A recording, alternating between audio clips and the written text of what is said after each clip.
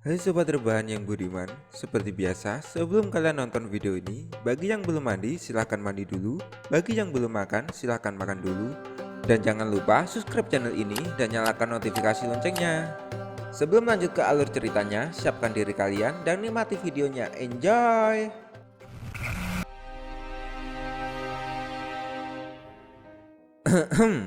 Bagi adik-adik manis yang lagi berburu film barat bertemakan sejarah, Castaway adalah salah satu film yang wajib buat kalian tonton karena di film ini bakal banyak ketegangan yang memacu adrenalin kalian.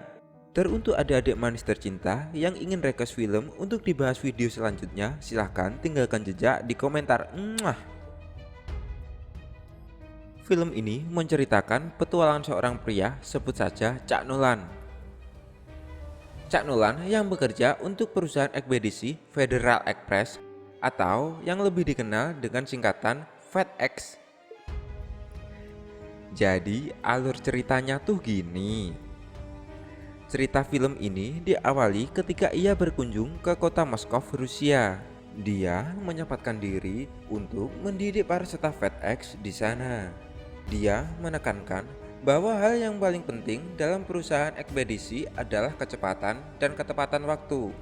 Untuk memberikan contoh nyata kepada para pegawai FedEx di Rusia, dia membuka paket yang dia kirim sendiri dari markas FedEx yang berada di kota Memphis, Amerika Serikat.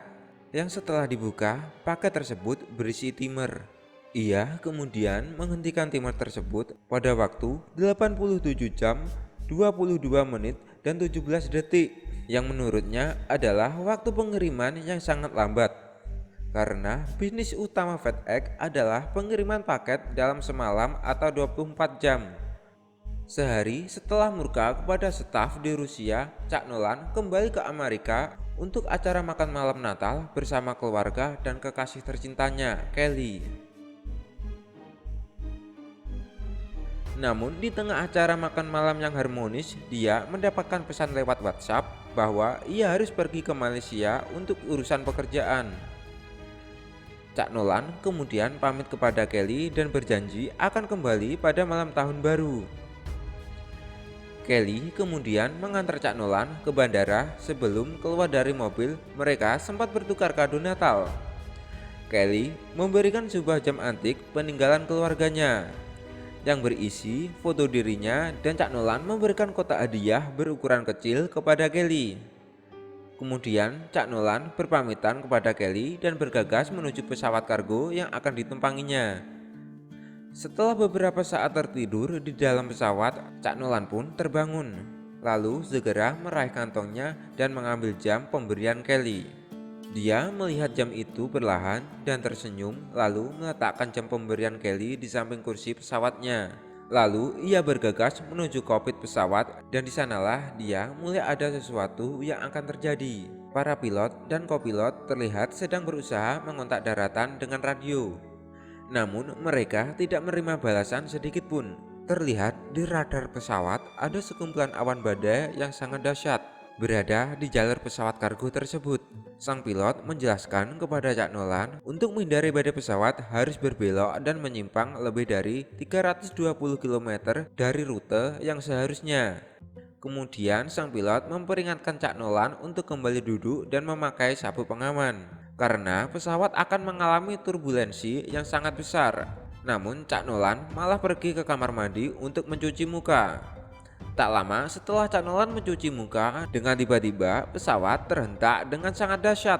Badan Cak Nolan terlempar ke sana kemari, tapi dia berhasil duduk, memasang sabuk pengaman dan menggunakan masker oksigen darurat. Kawan Cak Nolan yang juga seorang kopilot dari pesawat kargo tersebut itu berkata kepadanya bahwa kemungkinan pilot akan mendaratkan pesawat tersebut di atas air. Setelah berkata demikian, si kopilot memberikan Cak Nolan perahu karet darurat, dan Cak Nolan yang sangat ketakutan memeluk erat-erat perahu karet pemberian sang sahabat. Setelah itu, suasana mencekam terjadi.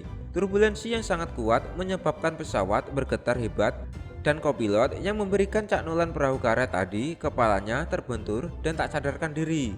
Sedangkan pilot lain berusaha sekuat tenaga untuk mengendalikan pesawat kargo itu. Tak lama kemudian pesawat yang ditumpangi Cak Nolan kehilangan tenaga dan menghantam laut lalu terbakar dan tenggelam. Tapi beruntung Cak Nolan berhasil keluar dari pesawat, berenang menuju permukaan dan berhasil menaiki kapal karet pemberian sang sahabat tadi. Dia terombang-ambing di Laut Ghana sambil melihat pesawat yang terbakar, lalu tak sadarkan diri. Pada esok paginya, Cak Nolan terbangun dan sadarkan diri. Ia terdampar di sebuah pulau terpencil di tengah laut. Ia menghabiskan hari pertamanya di pulau tersebut dengan mengumpulkan kotak paket yang terdampar di pinggiran pantai. Setelah kelelahan, ia duduk di tenda darurat yang dibuatnya dari perahu karet dan memandangi jam pemberian Kelly lalu menangis. Keesokan harinya, Cak Nolan menuliskan tulisan "Help" yang ditulisnya di pinggiran pantai dengan harapan ada pesawat lewat yang membaca tulisan itu. Tak lama kemudian tulisan itu hilang karena diterpa ombak. Ia pun tak kehilangan akal. Lalu dia mengumpulkan kayu besar yang disusun sedemikian rupa sehingga membentuk kata help supaya tidak lagi terhapus oleh ombak. Di hari berikutnya, Cak Nolan mulai berkeliling pulau sambil mengumpulkan kotak paket di sekitar pantai. Dia menemukan sebuah goa di atas bebatuan di pinggiran pantai. Setelah mengecek kondisi dalam goa, dia memutuskan untuk memanjat tebing agar bisa mengamati pulau tersebut dari atas. Setelah berhasil memanjat tebing, ia bisa melihat keseruan pulau itu. Tapi matanya tertuju kepada suatu objek yang mengambang di pinggiran pantai. Kemudian ia turun dan lari secepatnya menuju objek itu. Setelah mendekati objek itu, wajah Cak Nolan berubah menjadi takut campur sedih.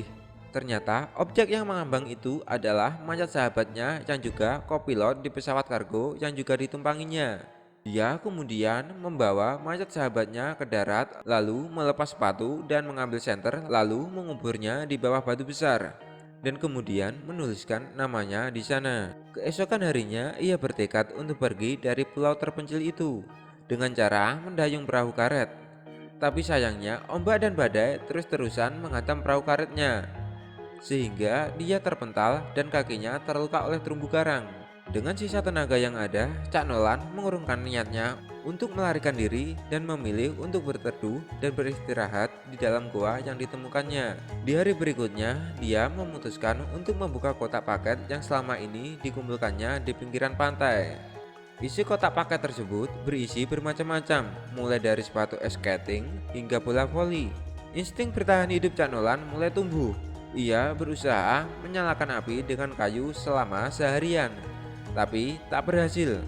Yang ada, tangannya malah terluka dan berdarah.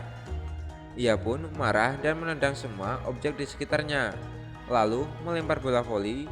Setelah mencuci tangan dan emosinya mereda, Cak Nolan kembali menyalakan api. Namun tiba-tiba fokusnya tertuju kepada bola voli yang dilemparnya tadi. Dia memungut bola voli yang bersimbah darahnya itu dan perlahan-lahan menggambar mata, hidung, dan mulut, lalu meletakkan di sampingnya. Setelah itu, dia berusaha menyalakan api dengan menggosok batang kayu, ditemani teman barunya si bola voli. Akhirnya dia berhasil menyalakan api pertamanya setelah berhari-hari terdampar di pulau terpencil itu. Cak Nolan merayakannya dengan membuat api unggun yang sangat besar dan memanggang kepiting yang didapatnya dari hasil berburu. Sambil berpesta, ia curhat kepada bola voli yang diberi nama Wilson. Dia mulai menjelaskan kepada Wilson bahwa dirinya tidak mungkin bisa diselamatkan karena area pencarian yang terlalu luas dan kemungkinan para pencari mencari di lokasi yang salah. Mengingat sebelum pesawat jatuh, pilot sempat membelokkan pesawat 320 km dari rute yang seharusnya. 4 tahun berlalu, Cak Nolan dan Wilson si bola voli terdampar di pulau itu. Cak Nolan menjadi gondrong dan berewokan karena tidak pernah potong rambut. Suatu hari, Cak Nolan menemukan sebuah objek yang hanyut terdampar di pantai. Setelah diselidiki, objek itu adalah bagian dari tembok toilet umum portabel yang sudah terpotong. Ia kemudian mendirikan tembok toilet itu dan mengamatinya. Tak lama kemudian, angin berembus dan tembok toilet itu rubuh diterpa angin. Cak Nolan akhirnya mendapatkan ide gila. Ia berencana menggunakan bagian dari toilet yang ditemukan tadi sebagai layar untuk rakit buatannya yang akan mengeluarkan dia dari pulau terpencil ini.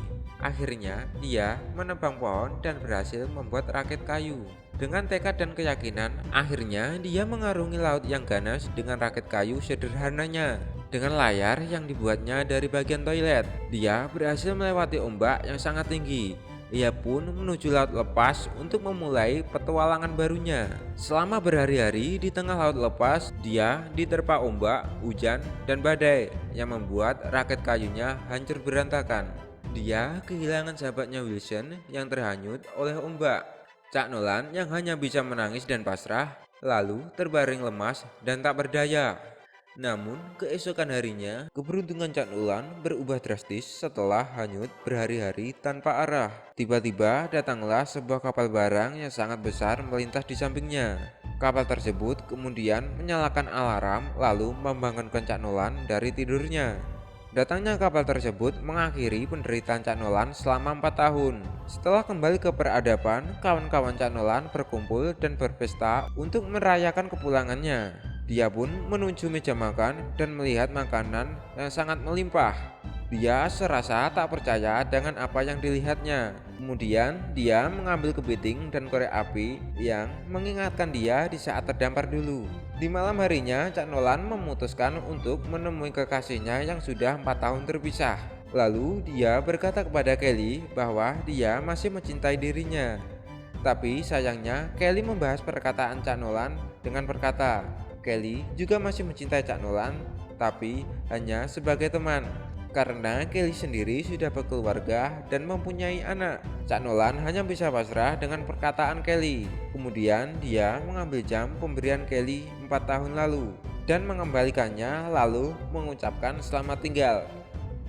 Jika tertarik dengan video seperti ini, silahkan klik link di deskripsi.